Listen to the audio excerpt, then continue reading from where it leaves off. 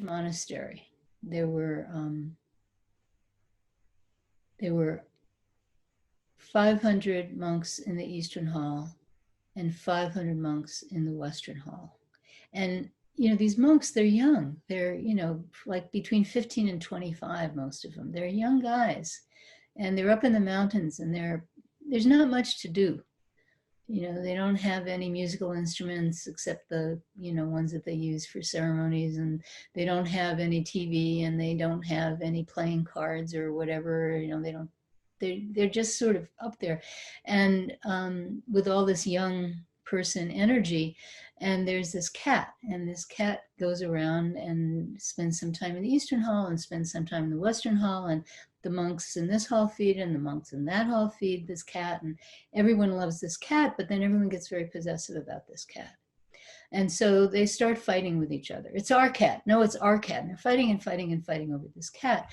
And Nam Cheon, I always imagine, it doesn't say this officially in the story, but I always imagine he's taking a nap. And he hears these young men like screaming at each other about this cat. And maybe they're even starting to like hit each other and stuff about this cat. And he comes out and he grabs the cat by the tail and holds it up, and he takes out his precepts knife and he says, "Give me one word or I will kill this cat." And nobody knew what to do. And so he killed the cat. And the story goes on from there, but I won't go on from there. First of all, that's all of our situation, all the time. What can we do in this moment, right now, to save this cat, to save this being, to save whatever it is in front of us? What can we do right now? And then I think of the people who were standing around when George Floyd was being murdered. And first you had the police officers who aided and abetted. They didn't even try to stop it. They helped out. One of them like held, George Floyd's hands behind his back. I mean, what kind of thing is that, And then we have the bystanders who desperately tried to stop it. And they were yelling and they were screaming. They said, "Don't do this, stop it." And they were filming and they were doing everything they could, and it wasn't enough. So one more step. This is a very important kong-ans, because one more step is necessary in order to pass it. And it's a step that most of us don't take most of the time, myself included. And I can't tell you what that step is. But to be able to take that step, whatever it is, and to really be effective in this world, not just to see what the right thing is and yell and scream and say, "Do this, do this, do this," and then the person isn't responding to you, but to really see how to be effective. And then there's another story I'll tell, which is this little sparrow who's beloved of the forest creatures. Everyone loves this little sparrow. And this sparrow, lives in the forest with all the forest creatures. And then there's this huge fire in the forest. And the sparrow knows just what to do. She flies to a stream, puts a little water in her beak, flies back to the fire, puts a little water, goes back and forth, back and forth, back and forth. Now, of course, she can't put out the fire that way. But she's really doing her best. She's really doing her best. And she does it over and over and over and over again. And then finally, exhausted, she falls into the fire and dies.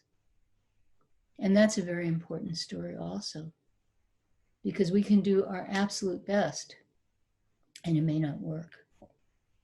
So I wanted to give you those two kong-ans. We think often of, the second isn't really a kong-an, it's a story, but we think of these stories and we think that they're not part of our life. We think, well, they happened in China like 1,000 years ago, 1,500 years ago. They happened in ancient India, they happened someplace, they're not about us. Human beings have not changed over tens of thousands of years. And so, yes, these stories are about us. All practice impacts our life. That's very important. So whatever practice we do, it impacts our life. And solo retreats are very interesting because in a solo retreat, there's no group energy. You're completely on your own. And so that brings out a certain thing in your practice that when you're, whether it's a room or a Zoom screen, you have all these people around you, and then it somehow makes it easier to do whatever it is you're supposed to do, like sitting, chanting, walking, whatever. But when you're completely alone, then that brings forth a certain kind of, I want to use the word strength of character, although I don't really believe in strength or character, but strength of character kind of describes it. And also it creates a certain kind of strong center that is independent of the need for others' approval and others' support.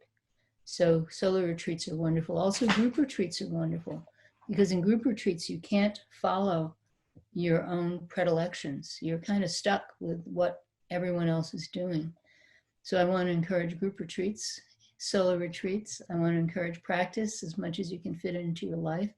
You know, some people can practice for 7 hours a day, and other people are lucky if they can get in 10 minutes, you know, given their jobs and their family responsibilities and whatever. But whatever your situation is, I encourage you to practice in whatever way. And it will change your life. But it will not change your life in a way that you can point to. It'll just, your center becomes stronger, your heart becomes more open, your mind becomes more clear. But it's very, very subtle.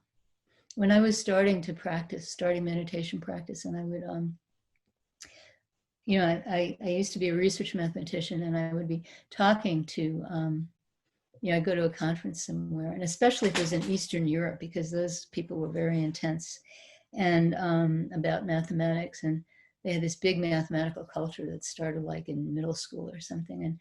And one of them said to me, well, do you prove more theorems? And I said, I don't think so. And he said, I'm not interested. So, you know, it's not like you're going to get, my watch keeps slipping. It's not like you're going to, you know, prove more theorems or get richer or, you know, fall in love or your kids will go to Harvard. It's not like that.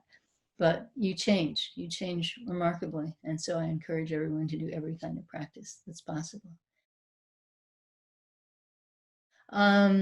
When we first start practicing, it's absolutely wonderful. Not everyone, but I certainly experienced, I think most people experience that. When you first start practicing, it's like, so, you know, it's like such a relief. It's just such a relief to sit there silently and not let your thoughts like lead you around. It's just such a relief. And so for a while, and for some people it's weeks, and some people months, and some people years, and some people decades, we're, you know, when we practice, it's just so wonderful.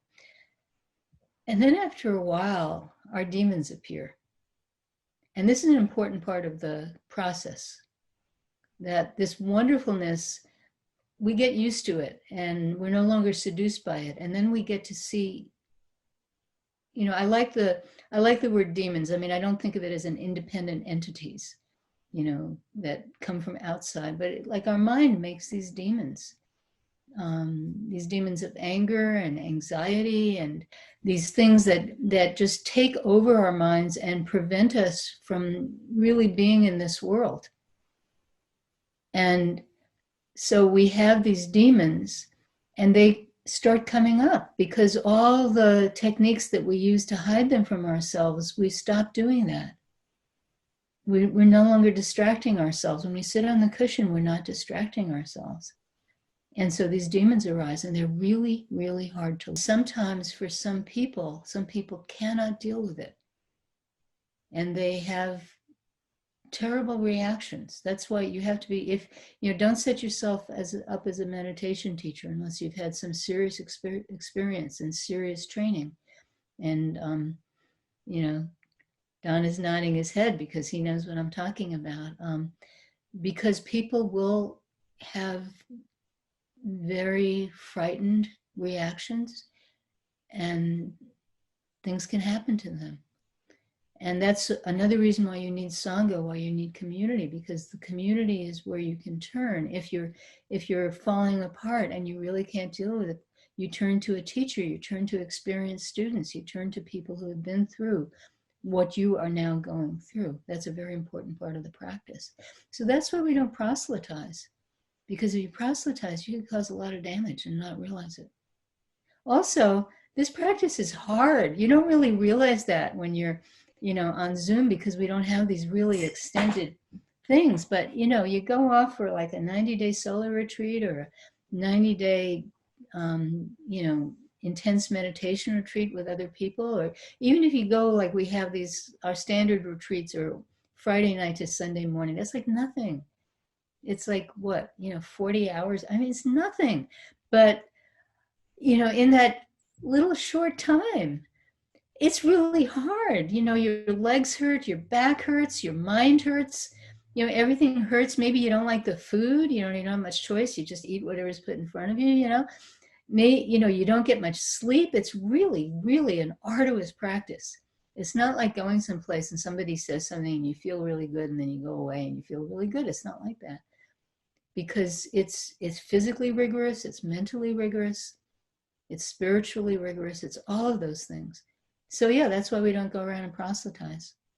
But we're always happy to see everybody. There's some new people here and it's really good to see them. So it's really good to see the old people too. So thank you for your question.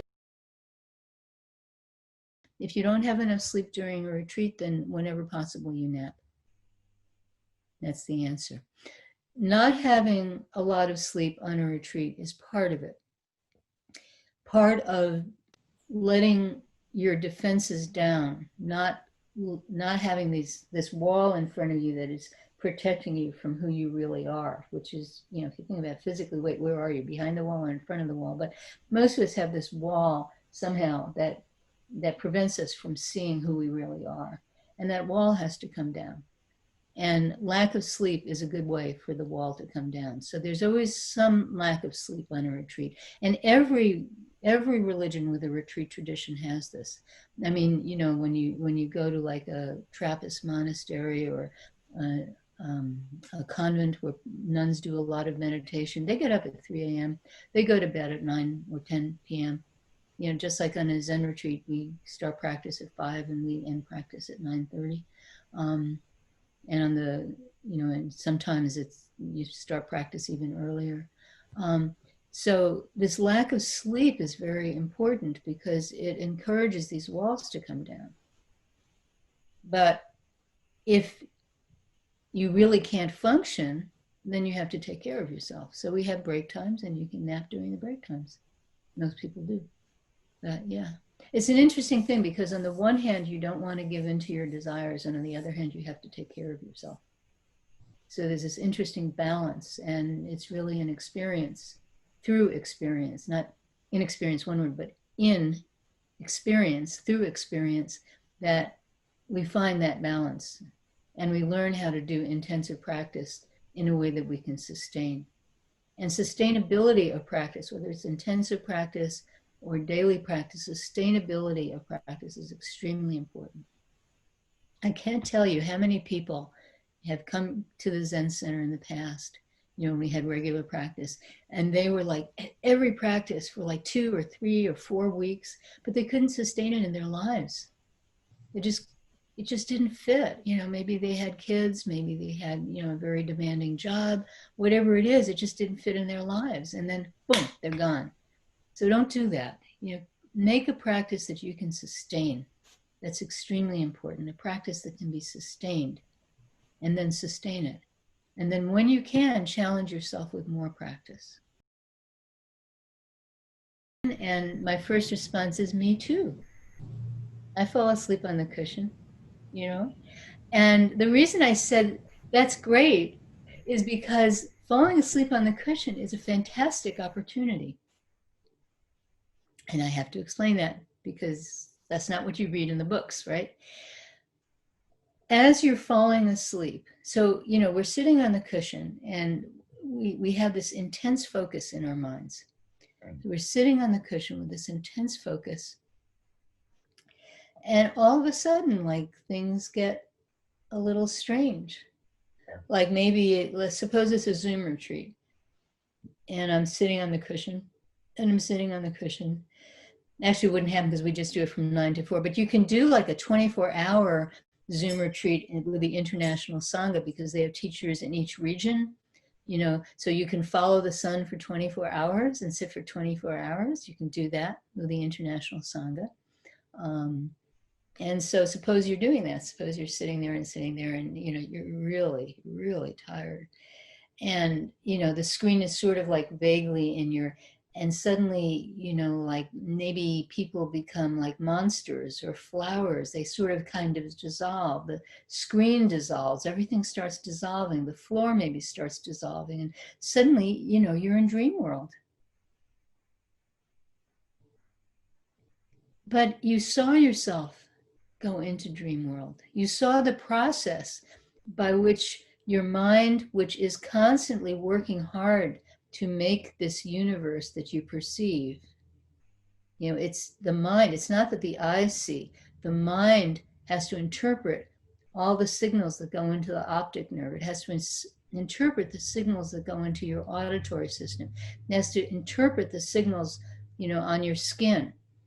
It has to interpret all those, your taste, your smell. It has to interpret all those things before you can say, I'm looking at a computer. I mean, that's a tremendous thing to say.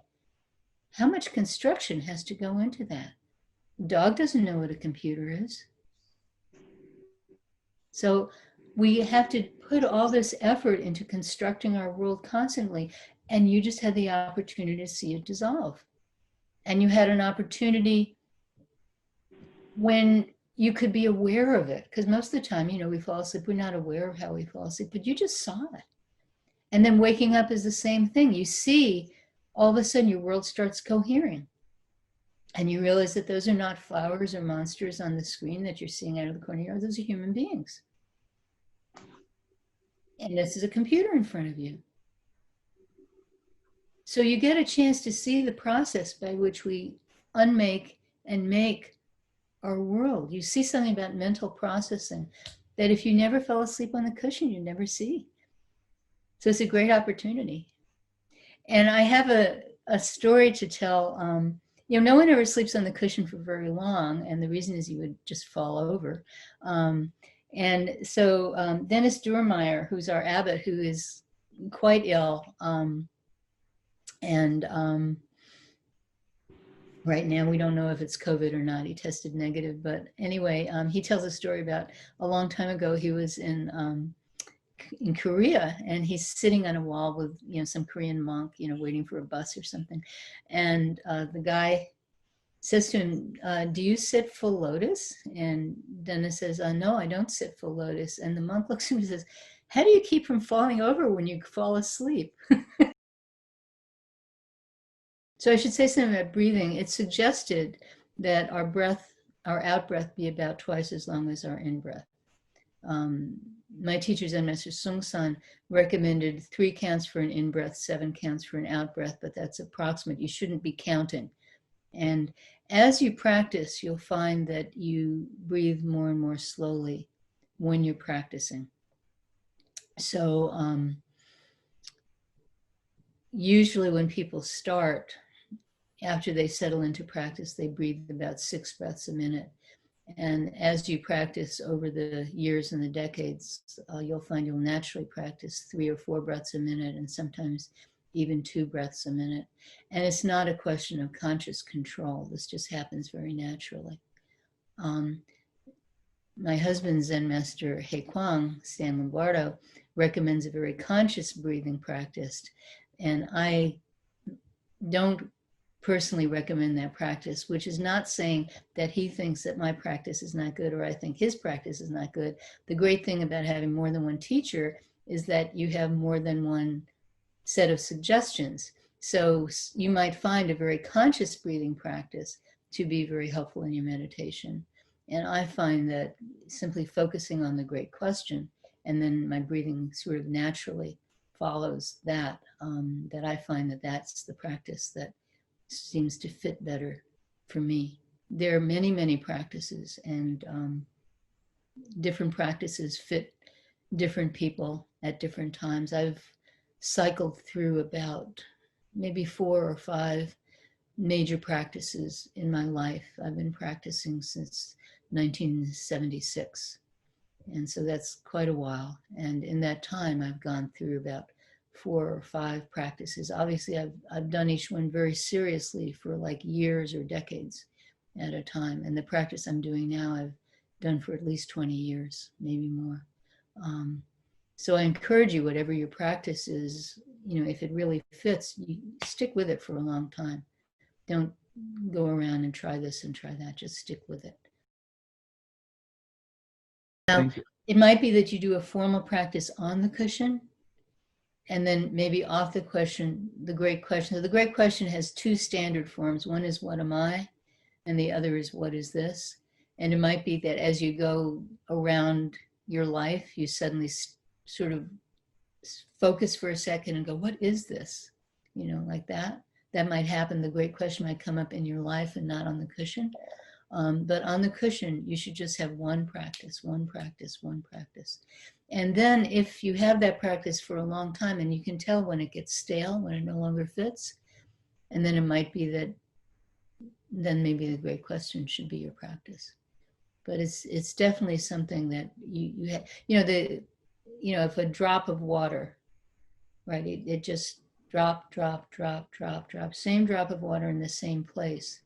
And then you get this deep indentation in the rock.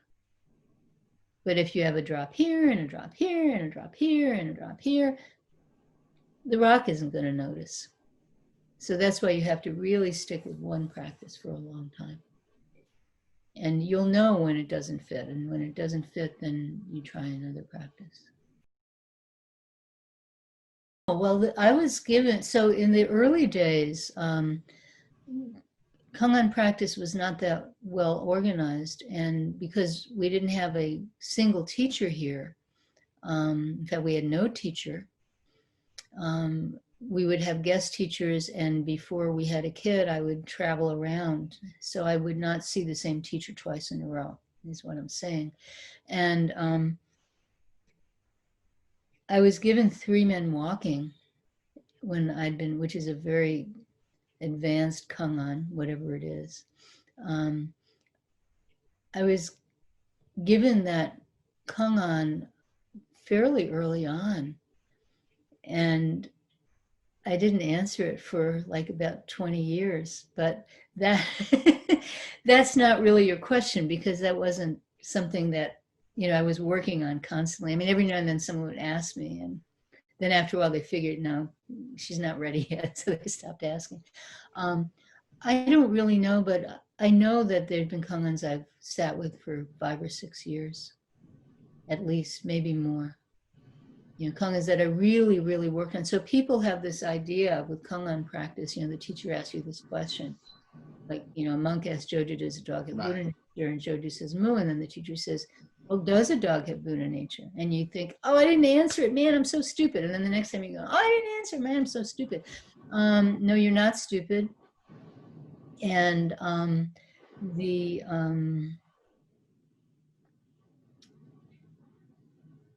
not answering is in some sense more important than answering. If you were to answer every kong-ans correctly every single time, there's a lot you would not learn. We are so reliant on approval of others. We're so reliant on feeling that we know everything. We're so reliant on going through life without frustration. And kong-ans practice puts us in intimate contact with being frustrated, not having someone approve of you, feeling that you failed. And there are all other kinds of things that kong-ans practice really, by not answering the kong-ans, we're forced to face these things that we wouldn't be forced to face otherwise. And at a certain point, this stuff drops away, and it's just about doing the work. It's just about looking at this question, does a dog have Buddha nature? And there's a lot of stuff written in the literature that makes it sound very fancy, about, it's like a mosquito biting an iron bull, and it's like a rat caught in a horn, they used to have these traps of these horns of animals, and they put bait in it, and then the rat would go in and then couldn't come out because it would get stuck when the horn got narrow. The rat trying to get out of the horn. And so they have all these metaphors for it that make it sound very, sort of special, but it's not special. It's just at a certain point, all you care about is the work, and you kind of fade away. It's just, what is this question? How do I save the cat? Does a dog have Buddha nature? It's just the question. And all this other stuff fades away. And then you take that into your life. It's not about you. Because our life is not about us. We think it is, but it's not. And so this experience, this frustration with kong-ans, this long, long period of time where we think we're getting nowhere. And sometimes, as a teacher, you see a student and they're sort of making progress. That is, they're getting some kind of idea, or rather some kind of perception of what the kong-an is about. And then they start going backwards, and you always have to no. And I have to say, as a teacher, I never sit there and say, oh, this student is stupid. Oh, this student is no good. I never do that. I have such respect and admiration for people who are willing to go through this process, because it's not a fun process. It's not somebody patting on you, oh, you're a good little boy or girl. It's not like that. And so to make yourself vulnerable that way, to go through this process, I have just such respect for everybody. And so never feel, and I think all teachers are like that. So the idea that the teacher is not respecting you, that's your idea. That's not reality.